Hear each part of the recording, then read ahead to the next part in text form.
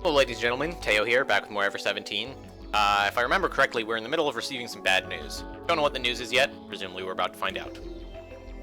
I'm sorry that I had to have you gather so early. There was no other way. Actually, everyone, there's something I need to tell you right away. Sora paused for a second. Sora looked over all five of us. You, Coco, the kid, Tsugumi, and finally me. The cooling fan whirred away in the silence. Wait, is she finally gonna tell us that she's a hologram? Occasionally, the sound of metal on metal would ring through the room. The five of us waited on Sora's next words. Last night, after the four of you, apart from Tsugumi, entered the pressurization chamber, I was in the control room here thinking about ways to escape or contact the outside. And while I was checking the internal status of Limu, I discovered something. You found a way to escape? No. Then a way to contact the outside? Not yet. Then what'd you figure out? Actually, I discovered the strength of pressure the bulkheads can withstand. I found their limits. Oh, this is where she's gonna tell us that we have, like, until May 7th or whatever. Saying that, Sora turned her eyes to the side of the console. In the darkness, a three-dimensional image of Limu sprung up. What's the pressure bulkhead thingy? Coco held Pee-Pee tightly as she asked. I mean Limu's walls, the partitions between the out seawater and the inner air. What do you mean when you say you found the limit? Like I said yesterday, Limu is a structure basically constructed on a saturation diving specification design. In other words, the internal air pressure equals or is greater than the external water pressure. However, the complex's internal air pressure is currently at 1 atmosphere. Therefore, Limu's outer shell is constantly being subjected to severe water pressure? Correct. But Limu is not constructed to endure this situation for a long period of time. Inevitably it will, at some point, reach its limit. Well put, you. So, when is this limit? According to Lemma's calculations, 119 hours from now. 119 hours? 5 days, huh? The estimated time of implosion is approximately May 7th at 4:30 AM. Of course, it's only a calculation and there is a margin of error. What's the margin of error? Plus or minus 12 hours. Everyone went silent, lost in thought. Sora's talk had made it clear that we were in a crisis. But I still didn't know what to make of it. I didn't know if 5 days was a long time, or a short one. We didn't have a schedule, but if we could find a way out, I didn't figure we'd be sticking around 5 days. Even if we didn't call anyone, a rescue team might be on its way already. Hey, Miss Sora? I'm not very smart, so I'm not sure I understand. What does all that mean? Does it mean at 4:30 AM on May 7th, Limu will get squashed like a pancake? But that might happen around 4:30 PM on the 6th, or at 4:30 PM on the 7th. Is this good though so far? Yes. So doesn't that mean the opposite is also true? I mean, at the worst, Limu will last until 4:30 PM on May 6th. So we're fine until then. There's nothing to worry about. Hooray! It's, an oddly upbeat way of looking at it. Right? Is that what it means? We can't be absolutely certain that we'll be safe. But judging from the results of Lemma's calculations, that would appear to be the case. Oh goody, then no problem. Miss Sora, you looked all serious, so I got kind of scared. Ow wow, woof. Geez, don't scare me, babe. I think that's what Pee-Pee's trying to say. Woof. I see. If you had said we only have one more day or something, I might have burst out crying. So we still have lots of time. Someone will surely come to help us before that. The kid, standing next to you, agreed. He nodded rhythmically as if answering a question. The tension in the air gave way and smiles returned to the faces around the room. Even Tsugumi, who didn't smile, looked relieved. It was 5:50 AM. Good God. I gave a large yawn. Man, and I complain when I have to be up by like 9. Alright, all done. 1, 2, 3, 4, 5, 6. That's all of them. I was in the narrow space of the chicken sandwich stand where the cooking equipment was. I was wrapping and placing the freshly made breakfast sandwiches on a tray. I wonder if this is where Sora's cover gets blown. Because it has to happen at some point, right? Like, we already passed the point that it got blown last time. Why is it that I have to make breakfast for everyone? Complaining, I took the tray in both hands and opened the small door of the stand. That's the way it goes. We decided democratically, you know. Yu was waiting in front of the shop and snatched a sandwich from the tray. She peeled back the wrapping and opened her mouth. Democracy is overrated. It just means the majority rules. You got it! Yu said it flatly as she munched on her sandwich. It's a reflection of the majority of the people's will. It was true that it had been an overwhelming vote. I'd only been appointed breakfast chief minutes before. I hadn't even run for the office. I know that you're the one in the shadows running this conspiracy. Oh, that's low. I wouldn't do that. pretty sure it's just because everyone sincerely thought that you would be the best cook. You're sure full of it. Hehe. Thanks for the sandwich. You already ate it? It's so fast. Yummy. I'll have another. Oh, is this is Sora's out? Like, Yu's just gonna eat a second sandwich? I slapped away Yu's outstretched hand. I've only made one for each person. If you want another one, you make it. Hey! Come on, be a pal and make me one more. Pretty please? First, I wanted to get away from you. I took the remaining 4 sandwiches over to the rest area to hand them out. Breakfast is ready, come and get it! As I called out, I set the tray on a bench. Yeah, food, glorious food. So yeah, okay, so this area was flooded in the kids section. Was not flooded earlier, I think. I was very confused, and now it's flooded, so... Unfortunately, looks like my theory about different timelines, as I sort of went into excruciating detail in last time, has lost one of its major sort of supporting pieces of evidence. Coco came running and splashing toward me. Pee-Pee the dog paddled along behind her. Oh, this looks good. All of a sudden, I noticed the kid beside me. Hey, where are Tsugumi and Sora? Sora went back to the control room. She said there was still stuff she had to look into. Oh, that again. I think Tsugumi took off somewhere. Same old, same old. I turned my eyes to the 3 chicken sandwiches left on the tray. What to do? I mean, I assume I'm supposed to look for Sora first, right? Given that that's the route that I'm trying to do. Let's just double check real quick. Yeah, okay.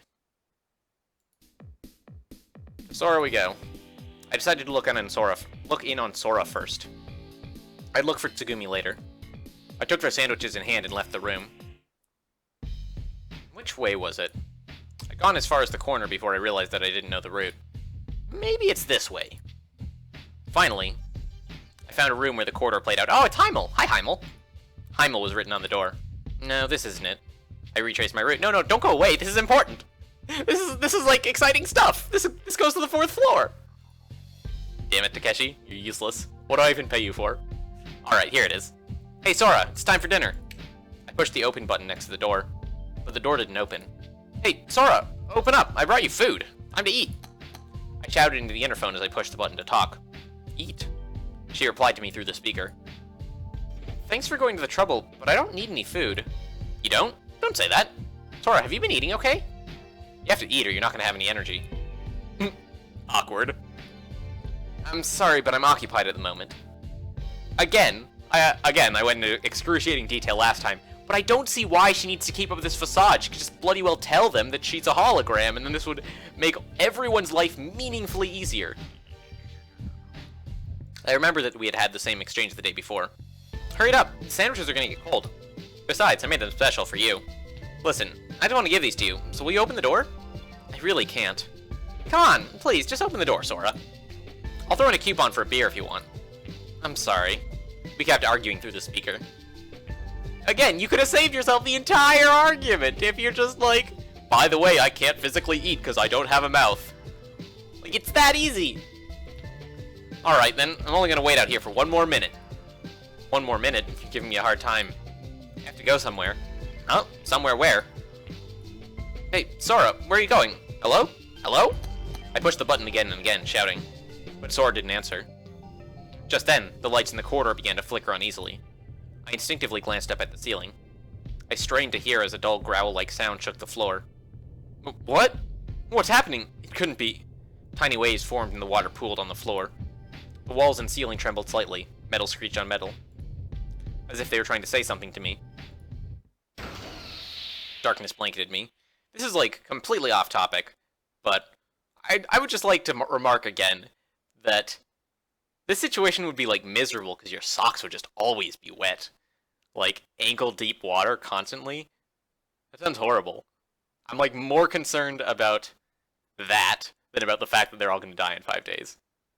Which, like, gives you a glimpse into the way I structure my priorities that I probably didn't need to give you. But, like, real talk, wet socks suck. I think I went over that one earlier in the Let's Play as well. Awkward. Although I can go back to my standby phrase here. It's only awkward if I let it be awkward. So I'll play it off with a joke. I don't know any jokes, and I can't remember the joke Coco told in the prologue. so I can't, like, audible that in. Okay, never mind, it's awkward. We lost. Darkness blanketed me. The vibrations and sound died away. Only an eerie silence enveloped us. Only the other emergency lights glowed dimly. Is this a blackout? I wonder what happened to Sora. Hey, Sora, answer me! Yeah, that's not happening. Bang, bang. I pounded the door. I thought she might not be able to hear me inside. Bang, bang. Then I tapped the interphone button, but there was no response. Oh, I wonder if the interphone needs electricity to work. Probably. I had no clue what was happening on the other side of the door. I figured the only thing I could do was get the door open. I heard footsteps approaching from the darkened corridor. Who's there? In the far darkness, I could just make out four familiar outlines. Oh, Takeshi! Takepyon! Splashing through the water, the three of them walked over. Hey, have you seen Sora? No, but she was inside here just a bit ago, but now she won't answer, and it seems like the door's locked. What happened? I don't know. Anyway, let's get inside. How do we get this open? Oh, there's an emergency mechanism for opening the door near the bottom of it. Pulling on the lever, I pushed the door over to the side. The door opened just wide enough for a person to squeeze through. I peeked inside the room. It was pitch black. I couldn't see a thing. You want a flashlight? Oh, thanks. I gave the kid the sandwich and took the flashlight. I turned it on and stepped into the room. A white circle of light appeared on the wall. I swung the light left and right and shined it into the corners of the room. The electricity was completely down. Like an abandoned castle, there was no sign of warmth left. Okay, spoiler alert, you're not going to find Sora. There was clearly nobody there. What should we do? I joined everyone and said this calmly. It had been one crisis after another since the day before. I'm not gonna lie, I'm feeling a little bit cheated about having done Yu's route before Sora's route. Just because, like, so much of the mystery in this section of the route is structured around the fact that we ostensibly don't know that Sora's a hologram yet. Like, I recognize that there are probably other things farther down the route that make the order make sense. But this section is it feels like it's gonna drag a little bit, just because, like, they're foreshadowing a mystery that I already know the answer to. It had been one crisis after another since the day before. I guess we were already used to the situation because nobody had lost it. I can't believe Sora would take off without saying anything first. Wait, isn't Yu supposed to know that Sora's a hologram? That strikes me as inconsistent. Yu tilted her head as she said this. Looking at her, then I noticed something. Yu, when did you change clothes? Huh? Oh, this? Yu was wearing clothes I hadn't remembered seeing. I spilled sauce all over my uniform. I had one change of clothes in the changing room. These are my everyday clothes. I see. So you gotta change of clothes. Spilling sauce in your uniform? That's pretty clumsy. Yu scratched her head as if to offset her embarrassment. Anyway, we should be thinking about Sora. Yeah, for now. Let's everyone split up and look for Sora. Without Sora around, we won't know why there was a blackout or anything. Yeah, Sora knows more about Lima than anyone. Alright, let's do this. You and the kid, you guys check this floor. Tsugumi, Coco, and I will hit the second floor. Okay? Alright. Roger that. What about Pee-Pee? I mean, we're counting the two of you as a set, right? Of course, he'll go with you. I petted Pee-Pee's head. Alright, let's go search. Woof! Sora! Sora! The three people in one mutt, myself, Tsugumi, Coco, and Pee-Pee, split up once we reached White Stock. The entrance to the neutral buoyancy elevator, inside the infirmary, changing room, the security office, the merry-go-round. We searched everywhere, even the jellyfish gondola. Then we traced our way back to in front of the infirmary. And then, Takepyon! Takepyon! Woof, woof, woof! Coco was shaking the flashlight and signaling to me. I had handed it to her before we started searching. How'd it go? Any luck? Coco used the flashlight to make a big X, signifying nothing found. How about you? Nothing. She's not on this floor. What about Tsugumi? Tsugumi just passed by in front of me. Passed by? She went that way, toward the entrance to the egg elevator. The neutral buoyancy elevator, huh? Yeah. She was carrying something big. Was it a tuna? Something big. Sounded like Tsugumi was up to something solo again. I'll go check it out. Coco and I moved to the room next door. There were signs of someone there. Ahead in the pitch darkness was something rustling around. Tsugumi? Calling out, Coco shined the light on the shadow. Hey, that's bright. As expected, it was Tsugumi. She held out the palms of her hand as she stood up. Coco hurried to turn off the flashlight and rushed over by Tsugumi. I followed her over with Pee-Pee. What are you doing here? Huh? I don't understand what you mean by humph. Hey, what were you doing? Looking into something. What? This elevator. Hey, the egg elevator? Yes. What do you need this big thing to investigate for? Coco pointed down by Tsugumi's feet. There lay a massive plastic case. Aw, damn it, it's not the fish. The fish was a much more interesting weight. It felt like a member of our family, and the fact that it hasn't shown up yet in this route is an affront to good taste. I was sure I'd seen it in the warehouse the day before. It looked like a toolbox, but I'm gonna need this later. Right now I'm just checking the status of the elevator. Whether it'll move or the doors open manually. Tsugumi was loads more talkative than usual. Her attitude toward Coco was much nicer than the one she had toward me. It seemed to me that Coco's unique personality kept even Tsugumi off balance. So how about it? Does it look like the elevator will move? Maybe. Tsugumi glanced at me as she said this. Hey, but what good would using the elevator do you? I thought that we'd go down to the 3rd floor. 3rd floor? Why don't we just use the emergency stairs like we always do? Because those stairs won't get us where we need to go. They won't get us to the generator room. Generator room? That reminded me of what you had said. Limu didn't receive any power from the outside, but had an in-house generating system. She'd said that the facility pumped up hot water from a thermal seafloor vent using heat from it to operate the power generator. But why do you need to go up there? Because it's a pain with the lights off. Huh? To make repairs. I think the cause of the blackout is the generator. Oh, I see. So that's why you need this big toolbox? Yes. Oh, I get it now. That makes sense. Tsugumi was finally freed from Coco's barrage of questions. Alright, I'm going down. Takeshi, could you come along? Huh? Me? Without thinking, I shot a question back at her. Her question was pretty sudden and caught me off balance. Besides, I thought that it was the first time that she had called me by my name. First, there's one thing I want to ask you. What? You just said something about the emergency stairs not leading to the generator room, right? Yeah, so what? Don't you remember the map of Limu that we saw yesterday? Map? Map. I pressed on my temples with my fingers trying to tease out a buried memory. Craftwork.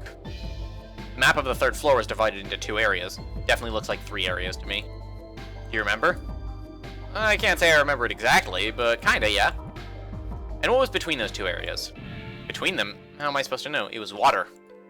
There wasn't anything there. Exactly. Which means the 2 areas are divided by a block which is now underwater. Which means we can't move directly from the control room area to the generator room area? So... Oh, I see. To get to the generator rooms area, we have to access the 2nd floor. And the only way we can do that is by using the neutral buoyancy elevator. Could you help me out? But do you think it's alright? I mean, we haven't asked Sora's opinion. And we don't know if the cause of the blackout is really the generator. I don't think that'd do us any good. Huh? I don't think you're gonna find Sora. Because of the blackout. The control room computer is gonna be down.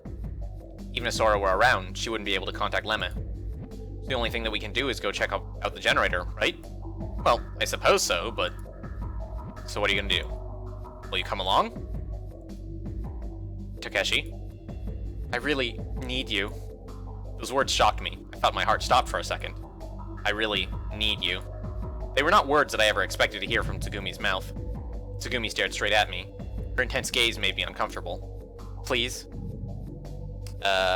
Supposed to look for Sora first, right? Yep. Puppy dog eyes aren't gonna get you anywhere, girl. No, I don't want to go. I turned my face to avoid Tsugumi's eyes. I didn't want her eyes to drag me in. We've got to look for Sora first. This isn't a time to be acting selfishly. I see. Tsugumi scowled. She gave me that look that could kill again. Hey, you want me to go instead? Coco asked the question innocently. Let's see. Tsugumi's expression soon returned to normal. But I don't think it is possible with just you alone. First, I want to ask you to do another job. Another job? What's that? I want you to tell you and the kid that I'm going to the generator room. And that Takeshi put me in a difficult spot because he was scared and wouldn't come along with me. Hey, hold on, when did I say I was scared? I jumped in between Coco and Tsugumi. No, I don't want to go. That sounds pretty scared to me. Hey, who do you think you're calling scared? I just thought that we should do something else first. See what I mean? Something happens and you start whining like a baby. You're a gutless man. Or maybe you're not even a man yet. Coco, hurry and get you and the kid. Takeshi isn't going to be any use. Tsugumi, you don't have to talk like that. I was peeved. So how do you want me to say it? Without hesitating, Tsugumi shot the question right back at me. For one moment I thought I'd grab her by her collar and show her. But I dropped my hand. Okay, fine, I'll go with you. I'll go with you because you're too scared to go alone. Tsugumi laughed through her nose. So what am I supposed to do? Just tell Ewan that I'm going to the generator room. And I'm taking Takeshi along. Roger, 10 for that. Woof. Coco clicked her heels together and gave a kind of salute. The neutral buoyancy elevator A. A meant egg in German. It was also a literal take on the egg-shaped elevator that traveled up and down rails into the ocean on the side of Limu. A ballast tank was attached to the floor. It would take in and release seawater from the tank as necessary to increase or reduce buoyancy, making the elevator rise or sink. Once Tsugumi and I were inside, we sealed the watertight doors on the Limu side of the elevator. All we had to do was release the lock connecting us to Limu and the egg would sink away. Tsugumi pulled the operating lever next to the door, but it's not going to work, right? Because the ballast or whatever is non-functional because of the blackout. Remember, kids, it's only awkward if you let it be awkward. Nothing happened. And what's going on? We're not sinking at all. It doesn't look like it, does it? Tsugumi calmly opened up the toolbox she had brought with her. Inside were an electric screwdriver, hydraulic cutting machine, some kind of laser or welding device, a small gas burner. The box was packed with any and all kinds of tools.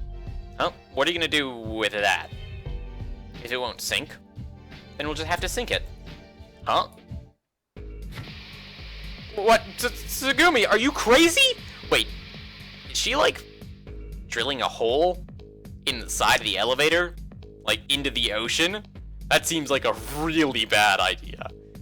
Like, I'm no expert on ideas, but from my amateur point of view, this seems like a really bad idea. Tsugumi took the lit torch in hand and slowly stood up. Blue flames erupted from it like a jet engine, hissing in the dim light. No way. You're kidding, right, Tsugumi? Tsugumi didn't answer. Tsugumi grinned triumphantly. She put the flame to the edge of the elevator's shell. Absolute madman! Yikes. There was no time to stop her. A coin-sized hole opened in the egg-shaped elevator and seawater came spurting in with tremendous force. You idiot! Idiot! Idiot! What are you trying to do? A hole! There's a hole! Yeah, I made it. Tsugumi was as calm as ever. She extinguished the flame as if nothing had happened. She placed it in the toolbox and shut the lid. The seawater created a mist, descending all around us. Tsugumi licked the droplet off her lips. You're crazy, right? Yeah, being cooped in here's made you crazy. Tsugumi just snickered. As we continued this exchange, water continued to pour in. It pooled in the bottom of the egg. It covered our ankles, then our shins, swallowing our knees and then lapping at our thighs.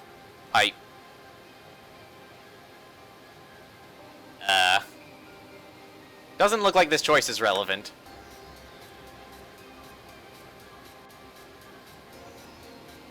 But again, I'm prepared to be wrong about that. So, save just in case.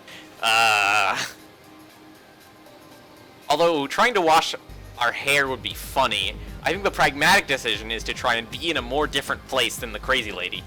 I mean, I recognize that the plan is probably feasible. Like, it probably works. Like, putting water in the egg makes it go down. That makes sense. But the fact remains that she's a crazy person. Like, no sane person comes up with that idea. It's like, yeah, we're just gonna drill a hole on the side of our elevator to start letting seawater in. Like, I don't know, man. I decided it would be best to escape. I didn't want to be around that crazy woman anymore. I discreetly reached for the handle of the watertight door. What are you doing? You said you would come along with me. Tsugumi grabbed my wrist. Tsugumi's palm was soft and wet. There was a soft, suction-like feeling as she grabbed me. Is she an octopus? Tsugumi stared at me. Man, that would be a hell of a plot twist. Turns out Tsugumi was actually an octopus the whole time. It was a serious, hard look. Fine, have it your way. I'll go along with you to the end, even if we sink to the bottom of the ocean. I made up my mind. Just then, boom, the egg elevator took a big jolt and started to move.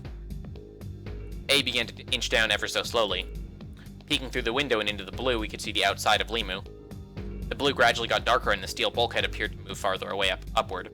Although, interestingly, you would think that you'd be able to see a fourth floor, if there was indeed a fourth floor.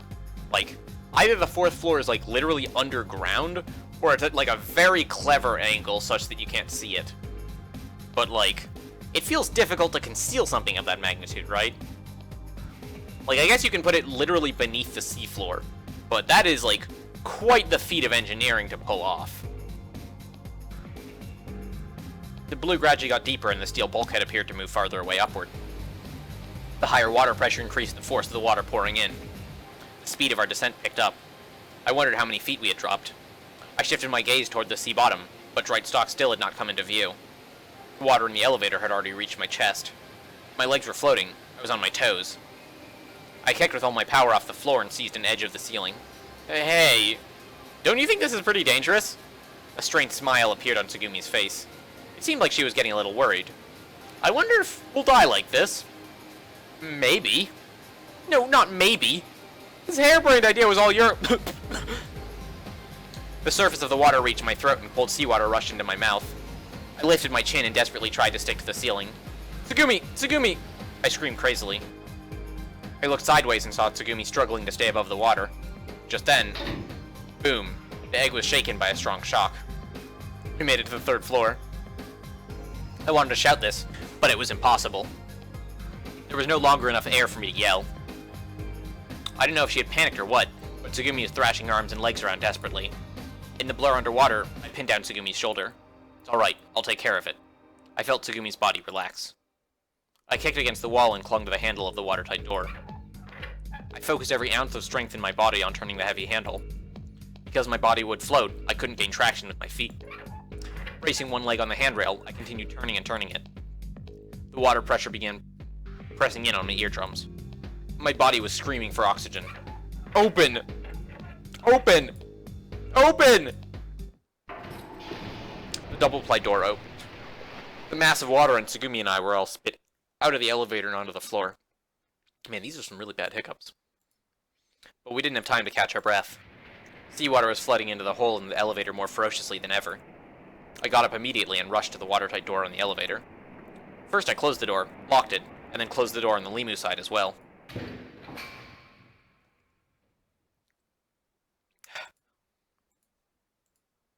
Remember, kids, only awkward if you let it be awkward. For a while, I couldn't move. Tsugumi, too, lay sprawled out on the floor. I didn't feel angry with her. Man, so, if there's a moral to this story, the moral of the story is, instead of blowtorching a hole in the side of your elevator, just bring a giant tuna with you. Like, this is what happens when you leave family members behind, because the tuna was an important part of our family. And, I believe Lilo and Stitch has, pointed words to say about this, right? Ohana means family, and family means no one gets left behind. Because relief was the dominant emotion. That was such a stupid thing to do. What if we had really died? Tsugumi was coughing a little, looking down. She didn't try to look at me. I thought that maybe she was reflecting on what she had done. That's it, maybe. Maybe she just isn't a people person and has a hard time getting along with others. She seemed fragile and lonely. Maybe she needs someone's help. It was the first time that I had realized there was anything weak about her. Sitting all alone in the middle of that sprawling floor, she looked so small, like a newly born chick. The hallway was dark. The darkness hid our surroundings from us and felt oppressive. I walked slowly forward, making sure of each step. In my right hand I had a huge toolbox. It was so heavy it felt like my shoulder might break under its strain. I wonder if this area is full of water from yesterday's flooding. Tsugumi shot a question back at me. So what? 2 syllables. That was all she said. What's your problem, anyway? Just a minute ago, you were desperately screaming for help to keep from drowning. I didn't scream anything. Yeah, but your eyes did. Did not? There you go, acting all tough again. I'm not acting tough. Besides. Bump. Ouch! Don't just stop all of a sudden like that. It's dark and I can't see. Listen up. I'll only tell you once more. I never, ever asked for help. Tsugumi turned back to me. Shrouded in the darkness, I couldn't really make out her expression. Seems like an odd point to get hung up on. Yeah, but if I hadn't opened up that door, the chances are you and I would both be floating drowned in that egg. If I have to be saved by you, then I'd rather die. Oh, really? Jeez. Why can't this girl ever be honest with people? I went around Tsugumi and walked further ahead the flooded corridor. Have you ever considered the possibility that she is being honest here? Because that's a possibility, you know. Like, it's entirely possible. Can't say I necessarily agree with the sentiment, but it is possible. Right, let me grab some water real quick.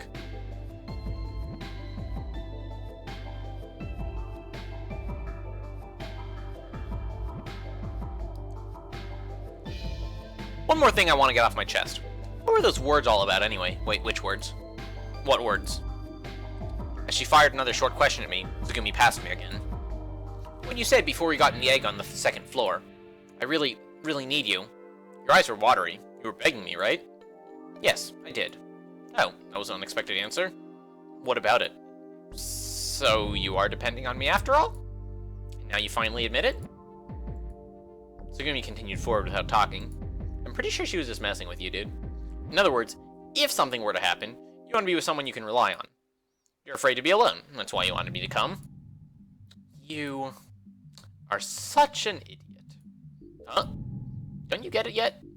The A elevator is a neutral buoyancy elevator, so for the most part, it doesn't require outside power. But it does need power for the intake and release of water from the ballast tank. In fact, that's the only time it needs power. And since this is a blackout, you couldn't operate the ballast valve. That much I know. Well, do you know Archimedes' principle? I think we went over this last time. I think we established pretty firmly that I don't know Archimedes' principle. But we'll say we do. Dang, you're annoying. Of course I know about that.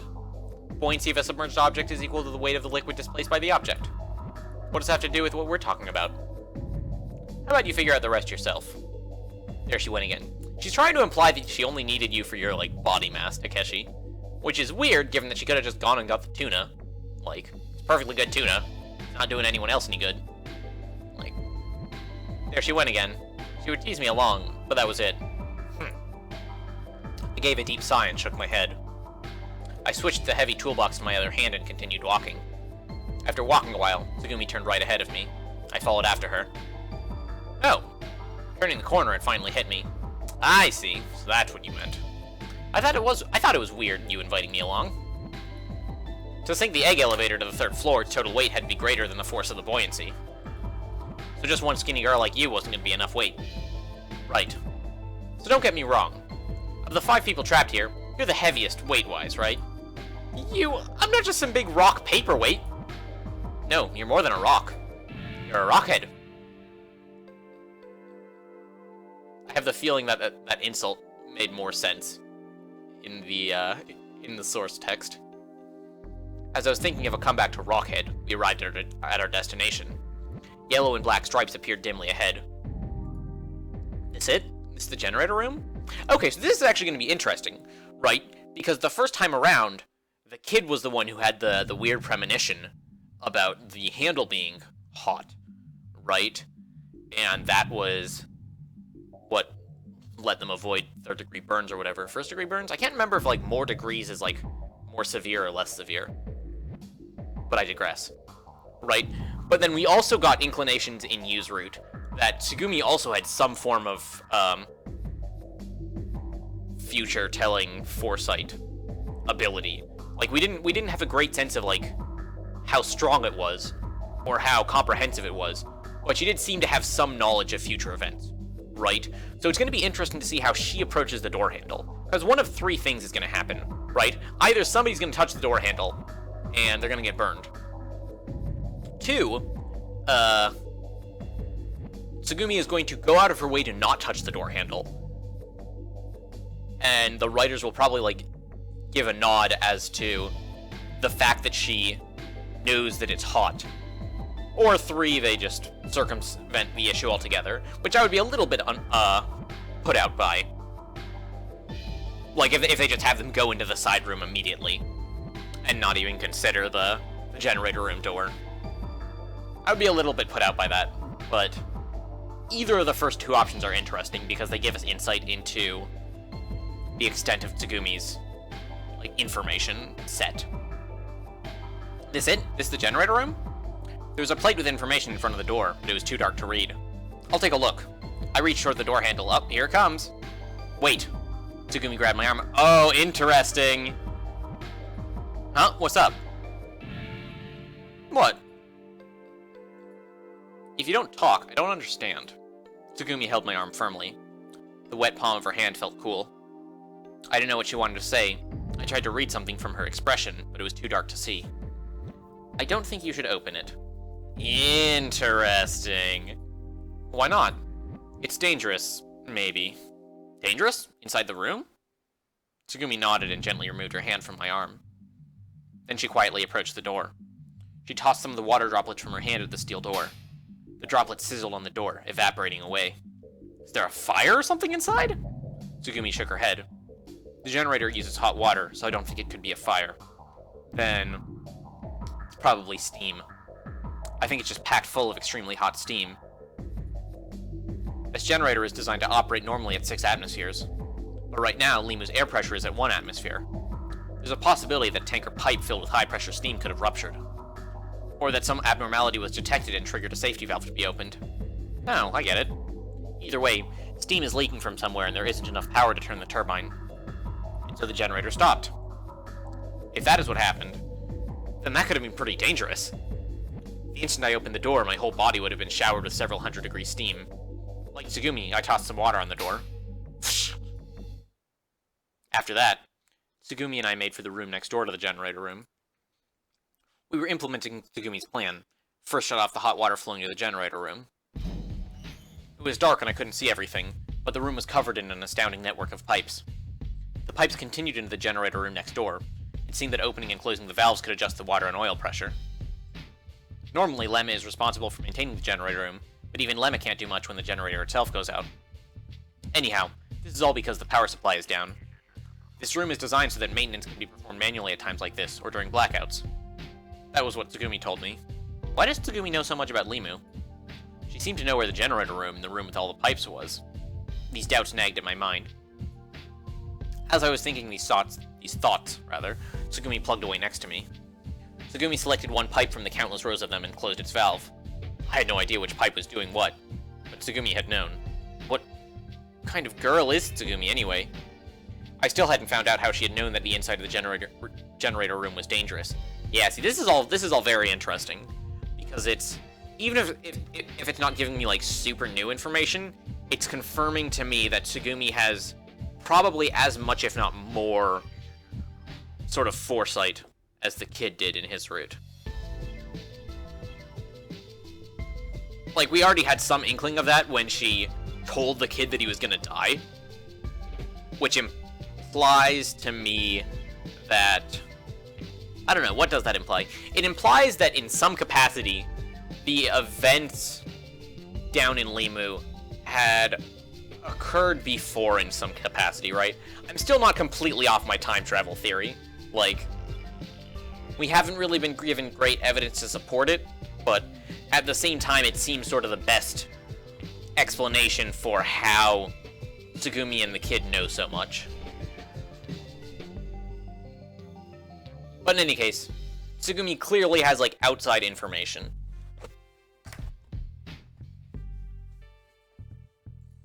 I wonder if Tsugumi has some kind of connection with Limu. Phew! I think this should do it.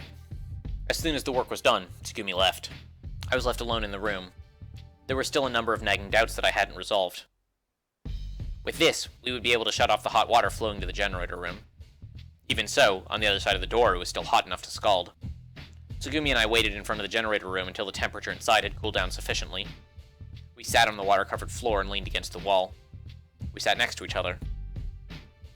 We were both already drenched, so we didn't have any problem about sitting in water. Besides, the water was warmer than it looked. I thought it was probably the heat from the generator room. Hey, how long do you think we're gonna have to wait? I asked Tsugumi this. An hour? I mean, you can test this, right? You, like, flick water at the door again. Tsugumi didn't even try to answer. It was so dark that I couldn't even tell if she had nodded or shaken her head. In the darkness, there were intermittent and repeated clicking noises. It was like the sound of dry plastic crinkling, like on the top of a champagne bottle. It sounded like it was coming from near Tsugumi's hands. She like doing a Rubik's Cube or something? What's that? What? The crackly sound you're making? The sound stopped. Tsugumi took whatever it was and put it away in her pocket. I thought it might be her way of saying, I'm not going to tell. What is it with you? What is it with you? You only answer when you feel like it? You're like a cat. I hate cats. What? You hate cats? They're so lovable. They're the best. Huh? Because they eat mice. I don't have a clue what you're talking about. I'm not a cat. That's for sure. My answering has nothing to do with my mood. If a question has meaning, I answer. If it doesn't, I don't. That's all. Really. So you are serious. That's the kind of question I don't want to answer. A question to check something. A question about something you don't need to know. Or questions about things that you know I don't know, but you ask anyway. There's more than enough pointless conversation in the world, don't you think? Alright, I got it already. How about I ask you a meaningful question? I want to ask.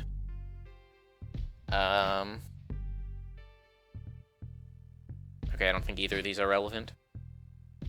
But the second one sounds like it would have more interesting answers. I decided to ask about something that had been nagging me for a while. Tsugumi, why do you know so much about Limu? I mean, you seem to know all about the details of stuff, like this generator room or the pipe room or whatever. I couldn't check her expression, but it seemed like she was deep in thought about something. How's that for a meaningful question? Completely devoid of meaning. Tsugumi muttered that. How is my answer to that going to help you? It doesn't really matter whether you know about me or not. It's something you don't need to know. Oh, I see. If you don't want to tell me, that's fine. Still, I really did want to know. Tsugumi's evasion of the question had made me interested in finding out what there really was to her. But I didn't think that she would answer if I badgered her about it anymore. I was feeling irritated, but decided to play it cool and pretend like I didn't care. Then, hey. I didn't know what she was thinking, but Tsugumi suddenly put her face in front of mine. What? Now it's my turn. Yeah? Can I ask you a question? Sure. Go ahead. Will you close your eyes? Is that the question? It's more of a favor. There in the darkness, in that narrow corridor, just a few inches from my nose, the two of us, my mind turned to steam and evaporated. Are they closed? Almost as if I were hypnotized, my eyes began to sink. And immediately after that, shake, shake, shake, wait. What's going on? Splash, splash, slosh, slosh. Click! I didn't know what to make of these noises. Yeah, me neither. I opened my eyes without thinking. No, don't do that. She'll get mad. Tsugumi was grinning mischievously right in front of me. Close them! Tsugumi covered my eyes with one hand. And then... Hey, what are you doing? Jerk. Dumb jerk. I screamed. What are you doing? A liquid spray like something showered my face. That went in my mouth! Take that, you loser. Stop it! What's the matter with you? I desperately tried to resist, but my body wouldn't do what I told it. Tsugumi had me by the neck. How's that, you slug? You scum on the pond of life. What is her problem? Does she have, like, split personality disorder or something? With those words, the eruption in my face stopped. My mouth is numb. What do you spray me with? I thought she was laughing, but the next thing I knew, Tsugumi started rubbing my face with a cloth. It was rough, and her technique wasn't any better. Oh, ah! I stopped my futile resistance. I was almost choking. That's just about right. Tsugumi took her hand off my neck. Unable to open my eyes, I scooped up seawater from the floor and put it in my mouth. It was salty, but I didn't have any other choice. Swish, swish, swish. Blah! Hey! It's dirty, so don't go spinning it over here. You! I wanted to say something to her, but washing my face took priority. I scooped more water, splashed on my face, and gargled again. I opened my eyes. What do you think you're doing? What did you put on my face? Acetone. That's messed up. Oh, great. I'm so happy it wasn't some pesticide. You think I'm serious? Idiot, I'm kidding. What do you think's spraying that on me all of a sudden? It was hard to look at. Huh? What was? Your face. Whose? Yours? You! And I realized something. I remembered. The black ink that had been on the palms of my hands. I see. It was the graffiti. Oh, I see. That's pragmatic. That's funny. It was still there? You erased all of the writing. I'd completely forgotten about it until just then. When I was making sandwiches, looking for Sora and coming here, the writing had been on my face since that morning. And the acetone, that's supposed to be like nail remover, right? I mean, even then, she could give you, like, proper warning, right? She could be like, oh, and by the way, shut your mouth as well. I found it in the toolbox. There was a strong stench from it in the air. It stung my nose like overripe fruit. It smelled like a hangover. Thanks. I thanked her. So what did the writing say? I asked her about the graffiti. This is where she goes like, oh, there wasn't actually any graffiti left, you got it all off earlier. I just wanted to pour acetone on your face. You can wait if you want, but I'm not answering. Because it's a meaningless question. In the end, I never did find out why she called me a slug. We waited for the generator room to cool before going inside. The heat inside just about defied imagination. The air in the steam-filled room was heavy and stuck to the skin. Inhaling felt like swallowing globs of sticky hot steam. I was opening and closing my mouth like a fish out of water. Isn't it hard to breathe? Tsugumi seemed to have ruled this question of mine meaningless as well. She completely ignored me as she started working to get the generator up and running again. We did the work together. Tsugumi gave commands. I followed them. I did the grunt work, tightening bolts, loosening valves, and working on pipes. And when I finished tightening the last bolt... that should do it. I wiped my sweat away with my collar. It was just like Tsugumi had said. The blackout was called when the safety valve had opened due to the drop in air pressure. When pressure from the steam becomes excessive, the valve automatically opens to release the gas and prevent damage. Normally, after release of surplus gas, the valve is designed to shut automatically, but we're 1 atmosphere, so... because the safety valve never closed, the steam continued leaking. Anyway, that was the gist of the explanation. Tsugumi and I went to the generator room and went to the pipe room. There, we opened the valve we had closed before the repairs, and returned to the generator room. So, should we try to fire it up? I'm turning it on. You ready? Let's start the countdown. Oh god, you and your bloody countdowns. 30 seconds. 25 seconds. 20. 19. 18. 17. I wonder when she gives up and just presses it herself. I assume it's on 17 because of, you know, like, title of the game, and the fact that 17 seems to be a relevant number in the overarching scheme of things. Also the fact that this line ends on 17. Click. Ah, called it. Tsugumi pushed the button. Hey, what are you doing? We still have 17 seconds to go. Can't wait a little more than a mere 10 seconds? I mean, she can, but she doesn't have a compelling reason to. This is kind of like a ritual. Anyway, it's very important. Hey, there's lights. 0. The lights lit up all at once. The light poured down, illuminating even the corners of the room. It was like our field of vision had expanded in an instant. See? It took exactly 17 seconds for the lights to come on. Tsugumi flashed me a condescending glare and strolled out of the room. I shouldered the weighty toolbox and followed after Tsugumi. We found ourselves back in front of the neutral buoyancy elevator. Tsugumi was waiting with her arms crossed. You're slow. What do you expect? I'm the one carrying this leaden toolbox. I know. Oh, yeah. I forgot it was Tsugumi that took the toolbox out of the warehouse. As I recalled that, I turned my eyes to the egg-like elevator. On the other side of that door was the egg that we came in should have been waiting. It was an egg with a hole in it. It was useless to us. To the left, the floor display was lit up with a number 3. Did you know there was another egg elevator stop down here? Wouldn't have come if I didn't. I would certainly hope not. I suppose not. Oh, this is heavy. Inside the egg elevator, I put the toolbox on the floor. You sound like an old man. Shut up! I am an old man compared to you. As I said that, I pushed the up button next to the elevator door. The internal and external watertight doors had already sealed automatically. We could hear air being sent into the ballast tank under the floor. Finally, the egg-shaped elevator didn't start to float up. That's bad. Huh? Are you serious? The sound beneath the floor had stopped and silence had returned. Not again! Why do we keep running into problem after problem? Knowing it was useless, I pushed the up button repeatedly. Tsugumi was as matter of fact as always. She was playing with and coiling her long, still damp hair with her fingers. Alright, so what do we do? Just as I said that, A monitor just to the right of the round window flickered to life.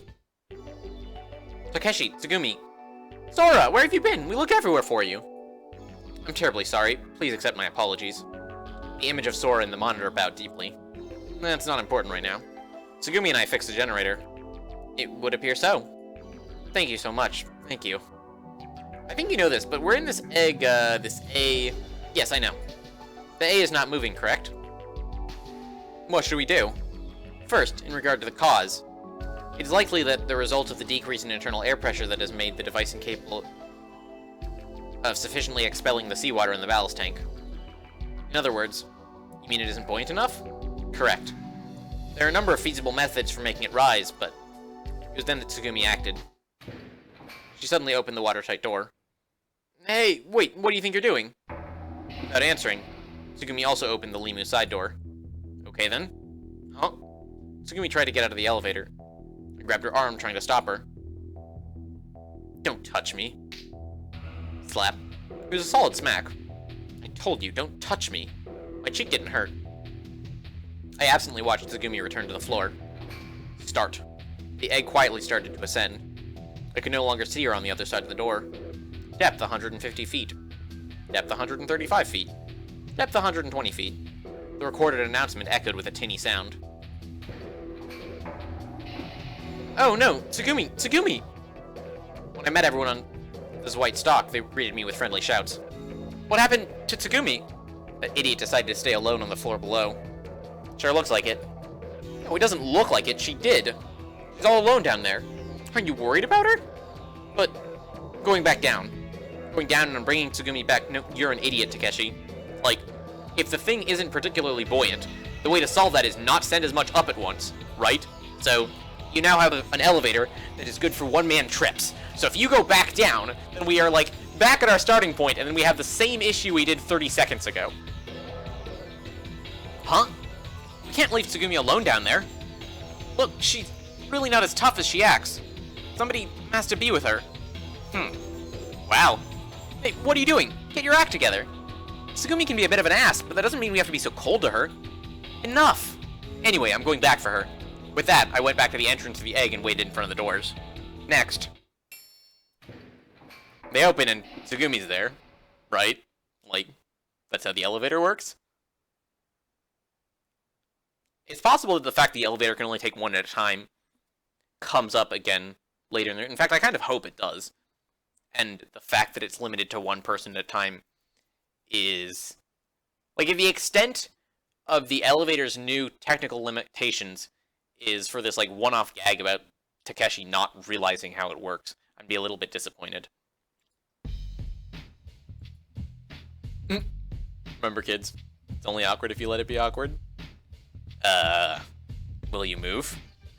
You're in my way. I simply stood there. Tsugumi pushed me out of the way and walked by. If there were a rock there, I would have crawled under it. So I did the next closest thing that I could think of. Depth 105 feet. Depth 120 feet. Wait, is he going back down? That's hella funny. Depth 135 feet. I went back down to right stock in the egg for no reason. It didn't have enough buoyancy, so we had to come up one by one. Gosh, I'm dense. If I could have, right then I would have liked to sink down to the bottom of the ocean. Nearly an hour had passed since the power had gone back online. We gathered in the conference room on the 3rd floor. Tsugumi, Sora, you, Coco, and I were sitting in chairs just letting time pass. The rescue team still hadn't come. Our situation didn't show any sign of changing.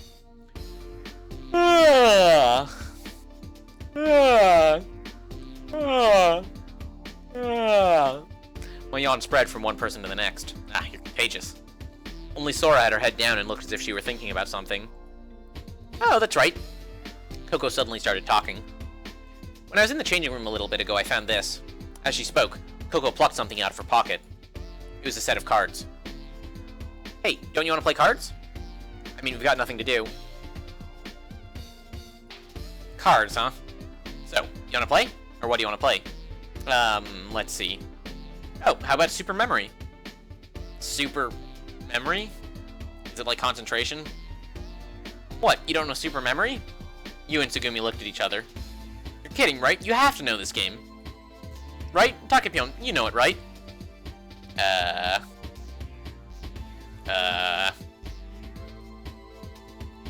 Of course I know what it is. Of course I know it. I answered full of confidence. You want me to help you set up the cards? Yes, please. Wait a minute. What in the world are you talking about? What, are you guys bad at super memory and scared to play? No. I don't know if I'm good at it or bad at it. Huh? You mean you guys really don't know the game? Nope. Me neither. Kidding. I don't believe this. I was stunned. Well, we don't know what we don't know. With that, you clammed up. It's a pretty famous game. At least I thought it was. Is it just concentration? Like, you put the cards all face down and then you have to match the... You, like, flip up two at a time and, like, take turns trying to match them? But it's no problem. The rules are simple. I'll teach you. Coco started shuffling the cards brilliantly. First, you have to shuffle the cards real good. Then you spread the cards on the table like this. You spread them out randomly so they didn't overlap. Then we do rock, paper, scissors, and you turn over cards starting with the loser. Like this, you turn over one card and then one more. And if the two cards are the same number, then the person that turned them over gets them. So, it's easy, huh? Hey, everyone got it? Let's play. It's called concentration. Mental guts. No, definitely concentration. Huh?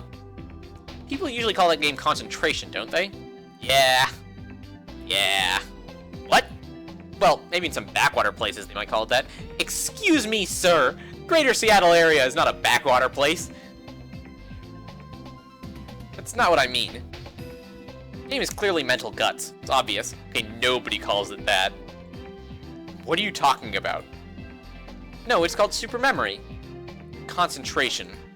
It's called mental guts. I said that it's super memory. Jeez, you guys are fussy. Alright, I know what we'll do. Everyone calm down. We'll compromise and please don't tell me you're gonna call it, like, super concentration guts. Let's say we call it consa memory. Consa memory? Okay, never mind, that's worse. Takeshi, you might really be an idiot. Just then... Here you go. The kid came into the conference room carrying 6 cans of cola cradled against his chest. The card game stopped. Hey, kiddo. Hey, kid, I was sure thoughtful of you. You took the cola from the kid and popped open the tab. She held down the carbonation to keep it from erupting. Like a pro, she kept from being showered with a sticky cola. I got these on the way. He noisily set the other 5 cans on the table. I brought these, too. The kid turned around. What? These. The kid was pointing to the hood behind his neck. I stuck my hand in the hood. There were 2 chicken sandwiches inside it. I mean, it's dumb and it works. It's not dumb, I guess. Hey, what are these? Did you make them? You gave them to me when I gave you the flashlight. Oh, that's right, the leftovers. They were sandwiches that I hadn't given to Tsugumi and Sora during the blackout. I thought that somebody might be hungry. Oh, great! You are so thoughtful. Damn it, you. Those aren't for you. You went over the kid and mussed with his hair affectionately. He stood there stiff as a rod, not resisting at all. I figured his hands were probably pretty sticky from the cola. Ahem. Tsugumi raised her hand. If no one else wants one, I'll take one of them. Tsugumi, unlike her normal self, spoke up. So all that repair work made you hungry? Of course, she didn't see any need to answer my question. Besides, I realized she might not have eaten anything since breakfast. Alright, this one's for Tsugumi. I gave Tsugumi one of the sandwiches that I took from the kid's hood. Tsugumi took it without saying anything. Then I held out the remaining one to Sora. The other one's for Sora. You haven't eaten, have you? No, I'm fine. Don't be polite. I know it tastes good. Still. Hey, I'm not kidding. I'll vouch for its deliciousness. Me too. Coco and the kid raised their hands. Sora, what, you can't eat my food? That's not it. Then what is it? Eat too much yesterday? You're on a diet. No, but No, you have to eat it or you'll get weak. Here, take it. I tossed a cola and chicken sandwich towards Sora. Oh, was I misremembering when she gets soda tossed at her? Oh, I must have been, because I think one of the big clues that tipped me into her hologram-ness was the fact that she disappeared during the blackout. Okay. So, even this is the same. They traced a gentle arc through the air. Ah! Sora suddenly reached out her hands. She reached them out, but... Push. Bang. Gasha. Da-da-da-da. But Sora didn't catch them. Yeah, we all know. No, she couldn't catch them. She didn't avoid them. It wasn't that she was too slow. Sora was there with her hands extended into space. The sandwich had fallen at her feet. Cola had violently slammed into the wall behind her and exploded. Spewing cola didn't get Sora wet. Droplets looked like they flew through Sora's body. Sand wrapper covered the silhouette of Sora's sandal, blah blah blah. It was as if the two had melded together. Huh? That's why I said I didn't eat it. Sora made an embarrassed-looking expression. What? No, that's... For some reason, I was completely stunned.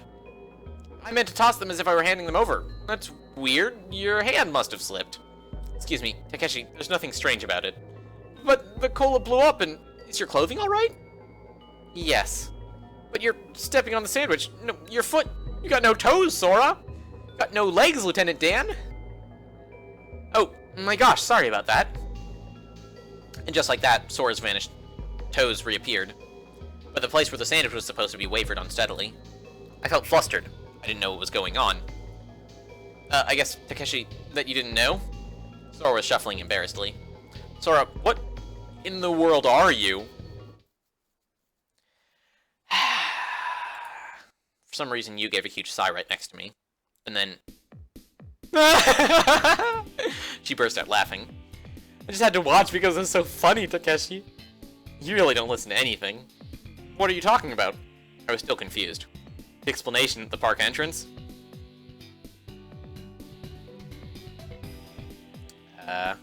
Okay, so second one is the correct choice.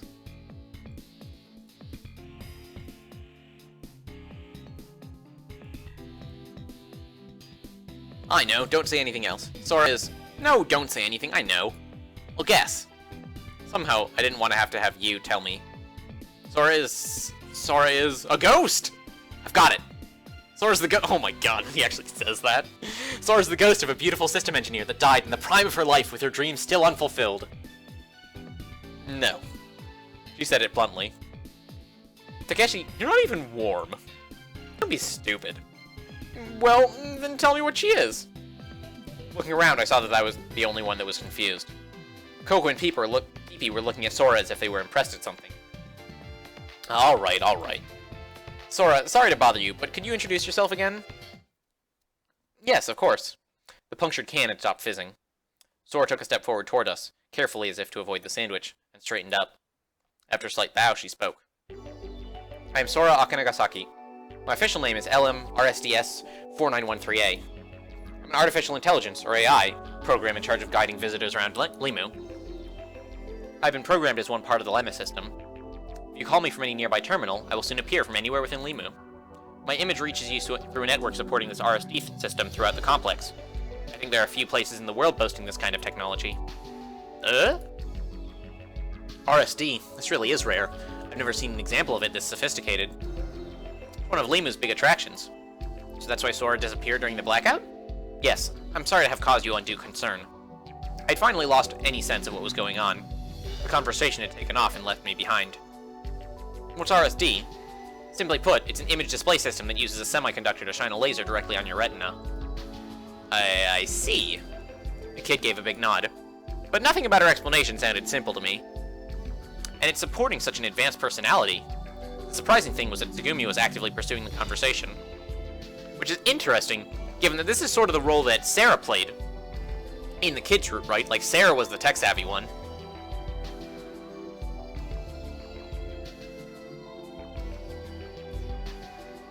Limu is fairly perfectionist when it comes to virtual space technologies. My existence is one manifestation of that. Doesn't that require a big system? Yes, but it's much smaller than it would have been 20 years ago. How big? Where is it? I'd like to see it. I'm sorry, but I'm not allowed to say. It's a secret. You weren't given the details? That's correct. It seemed to me that the conversation was getting more and more technical. It seems that you have motivation and a will of your own, that you're programmed for your own way of thinking. But simply the selection of responses from a massive bank of sampling data, the results of which I give back. Random, oh, I see. You're a learning program in which positive responses are saved in that way and reused. That is correct. I've been designed with specific emphasis on the functions of curiosity and concentration. Morphological analysis from my audio input very likely operates at a speed and a level of precision without peer. There are also a number of special technologies used to create me. However, the specifics of these are industrial secrets which cannot be revealed. I see. There are things about you that normal AI can't explain, but I think I get the picture. I really didn't get it at all. Yeah, that's because you're a dumbass, Takeshi. It was a headache more than anything. By the way, Sora, if I told you I were actually a man, would you believe me? Oh, Tsugumi tossed this bizarre question out of nowhere. Don't need anyone jump in just yet. I'm asking Sora, so would you believe me? No. Well, what if I said that I were over 20 years old? That is possible. I'm single. I'll probably stay that way, is what I believe. That might well be true. Actually, I just learned that Takeshi had a sex change 3 years ago. It's true. That I cannot believe. You really are quite amazing. Tsugumi laughed a little. Hey, Tsugumi, what do you think you're doing? I had to ask. I wanted to see if Sora can tell when people are lying. To see if she can determine the truthful information from non-truthful even when she has no background data. She can. She does more than compare and reference data with data in her memory, but has been programmed to factor in chance and intuition to make her own judgments. The system is designed to make choices based on updated information and boost its efficiency by rewriting itself. This is an incredibly advanced level of technology. Is that right? Yes, my system uses state-of-the-art technology. But I'm not very good at lying. My lying function is underdeveloped. Sora laughed at herself. But when you introduce yourself, you say that you're a system engineer. That's a lie, isn't it? That's simply a setting of mine. It's how my profile on the mainframe computer reads. Oh. So that's how it works. In the end, I seem to be the only one who is flabbergasted that Sora was a product of AI. You was an employee at Limu, so of course she knew. Tsugumi was always cool as a cucumber. I wonder why she knew so much about Limu. I guess that she'd looked up a lot of the information in advance. Coco didn't seem to care one way or the other whether Sora was a hologram or not. She was just laughing and playing with Pee-Pee. The kid didn't seem surprised. Well, I put that down to his circumstances. Several hours passed. And to find out what happens after several hours, you will all have to tune in tomorrow. I'm out. Catch y'all later. Peace.